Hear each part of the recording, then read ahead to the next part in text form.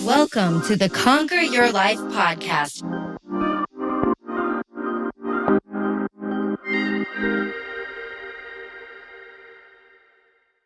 Welcome back to the Conquer Your Life podcast. I am your host, Janelle Montero.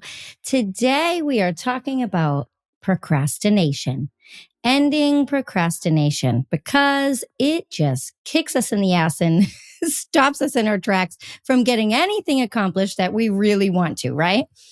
But did you know that there is such thing as productive procrastination? Who would have known? Well, I'm here to tell you today, there are two different types of procrastination: destructive and productive. All right. So we all know the usual destructive procrastination, where we literally put off anything that we really know we should be doing because we're using it as a stress coping mechanism, really, by pushing it aside and procrastinating on what we really should be doing. We avoid things that we know we need to do because we simply don't want to do them, because there's an internal response to stress with it.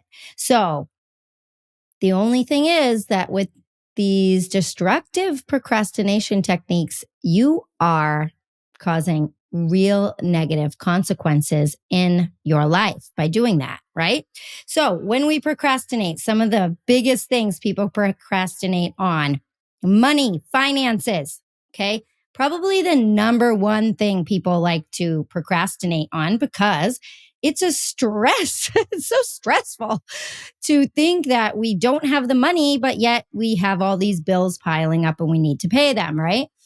Especially probably these last few years with people not working and, now this inflation going on. So there's always negative consequences to destructive procrastination, okay? But what happens when we do this is we're trying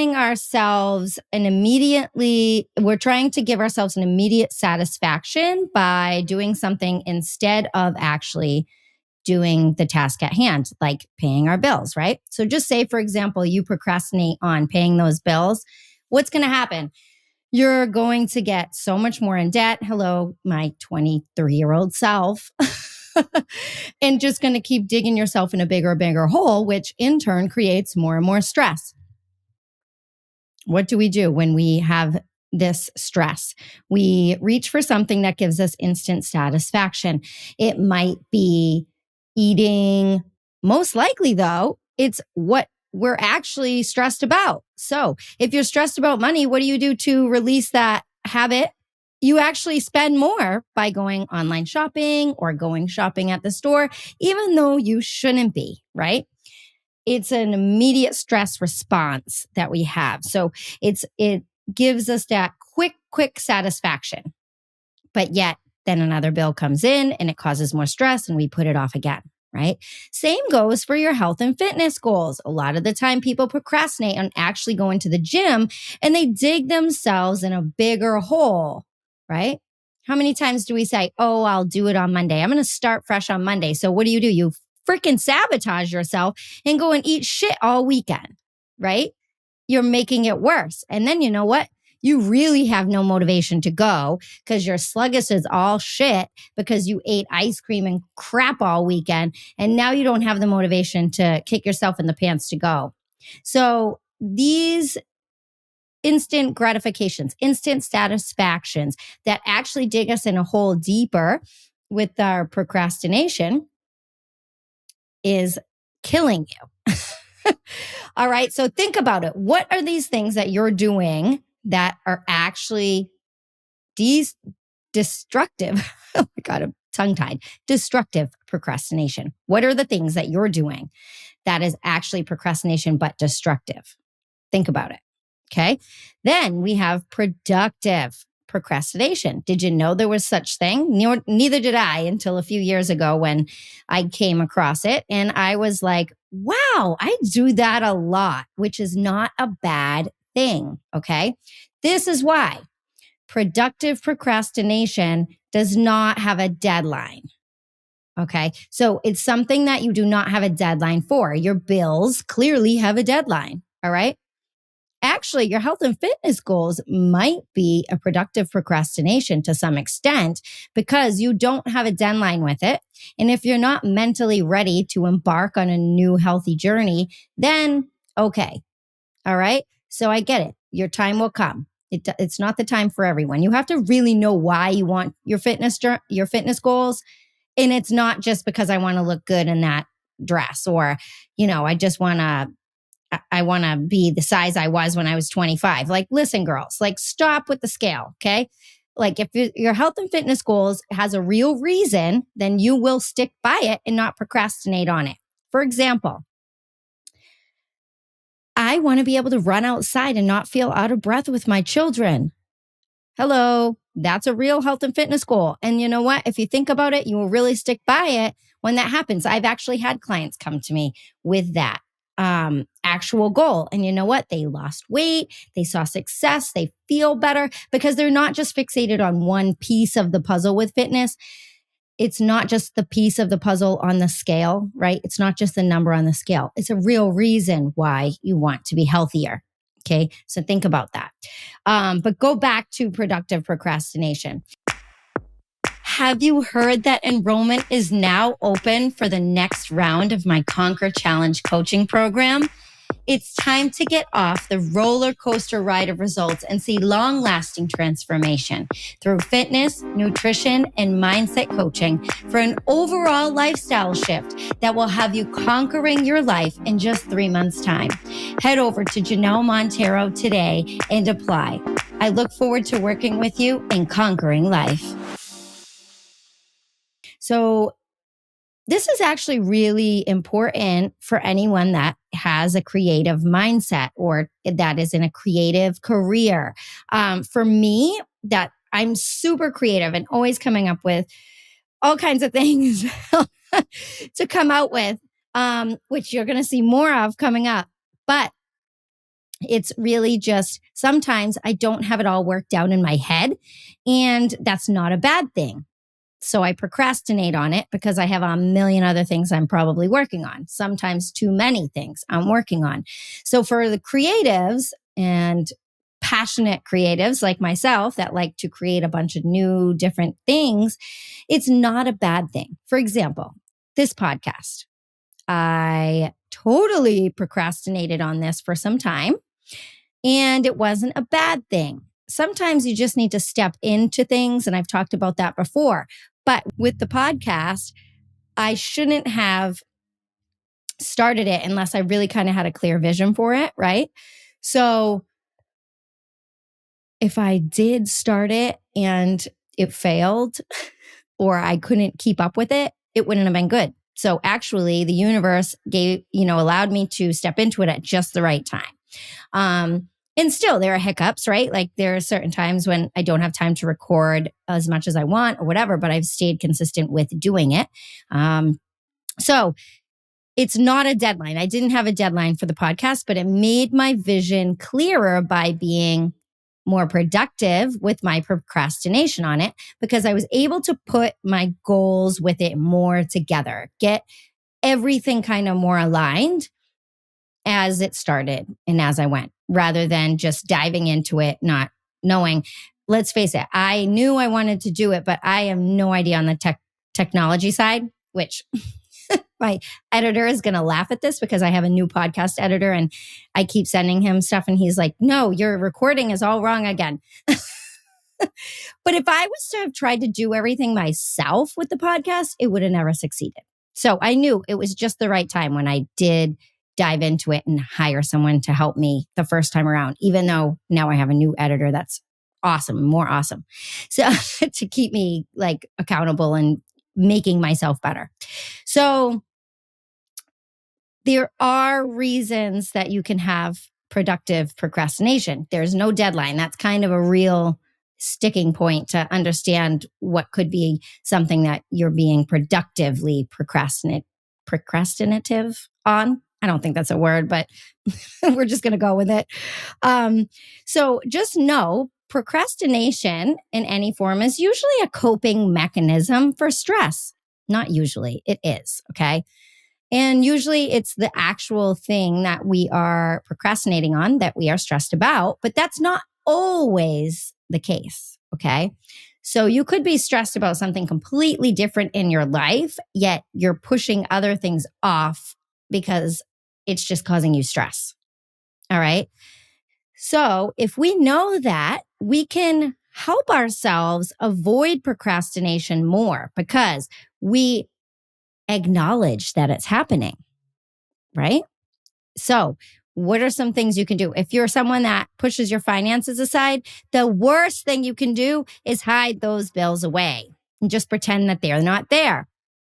Face them as they come in, make it a point to go onto that account and pay it.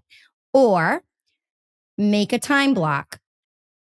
For example, every Friday, have financial Fridays. You make sure that all of your ducks in a row with all of your credit cards. I don't care if you go through your wallet and go one by one with them, or make an Excel spreadsheet and you then know which ones have been paid when, and or set them up on a system in your bank account that is the same day to be paid or on alternate weeks or whatever works for you.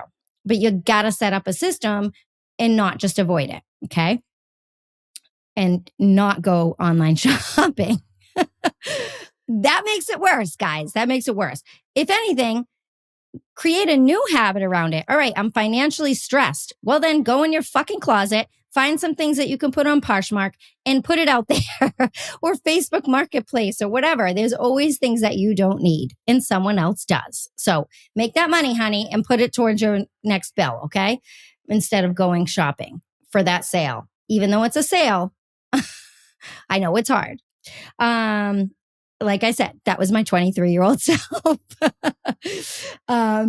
So let's see. So the other thing is, there are ways to cure yourself from procrastination. Okay. There's 3 ways to cure yourself from procrastination. And then, you know what? It makes you feel in control. Take control of your life. Okay. First thing, number 1 rule to cure yourself from procrastination. Forgive yourself. Forgive yourself. Okay. It was the hardest thing for me to do when I was young and I had all these bills. And eventually I said to myself, that's not me anymore. That was a bad mistake that I made and I'm not going to do it anymore. You have to forgive yourself you can't be so hard on yourself that you're expecting yourself to be perfect. Expectations are too high on yourself, so you're not feeling guilty. You know, we avoid hard things. You need to not avoid hard things because you feel guilty, and then it causes more stress. Okay, take control to achieve your goals. So first thing, forgive yourself. Number 2, think to yourself, what would my future self do? What would my future self do? Who am I trying to be? Who am I trying to succeed as? What does she look like? What does she wake up like? What does she feel like? You literally have to live into that. You have to live into who you want to be. Visualize being ahead. How will it feel when all those bills are paid? Okay. How will it feel knowing that I don't have debt? How will it feel not being stressed about penny pinching? Right? How will it feel? And then number 3, get started. Just get started. Okay. Don't worry about finishing. Just get started on it. Okay. So don't worry about the day that you actually have all your debt paid off. Just start. Keep going. If you can make a little bit more of a payment. Listen, my car didn't get paid off in 4 years because I had all this money. I mean, I put down what I should have been paying plus, 20% more. Okay. So instead of just paying what the bill was, I made sure I put 20% on top of that. Okay. That's how it got paid off faster. I think it was 4 years. Yeah. Under 4 years. Just under 4 years. So set little tasks with your little goals with yourself and know that you are capable of doing this. You might not be capable of doing it all at first. First step is paying those bills, even the minimum. And then if you can pay more on it, pay more on it. Okay. Because you know what's going to happen if you have that money in your bank account is you're probably going to spend it. So help yourself. All right. And take control. So just get started on the routine. Don't worry about finishing. Create those little time blocks that will help you replace your behavior patterns. For example, like I said, if your habit is to procrastinate and then go shopping, create that, change that habit, flip it. So actually find things in your closet that you can sell maybe. How can you make money instead of spend money? That's a good habit loop flip. Okay. So those are some things for you to work on this week, ladies. All right.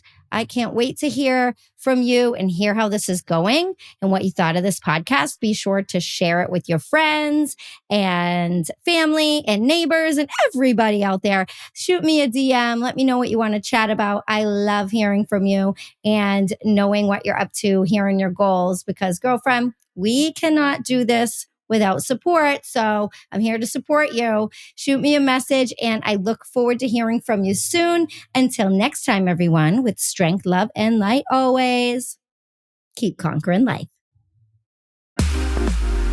Hey, Conquer crew. Thank you so much for tuning in to the Conquer Your Life podcast. If you've enjoyed this episode, please share it with someone else who you think will enjoy it as well. And remember to subscribe so you don't miss out on all the future tips, tricks, and motivation to conquer your life. Also, if you would please leave a rating or review, I would be forever grateful, as it helps me know I'm providing you with value and inspires me to keep providing you with some free badass content. If you are on social media, don't forget to screenshot this episode and tag me at Janelle Montero and at Conquer Life Brands. I love engaging with all of you and sharing to my stories as well. Signing off until the next episode with strength, love, and light always.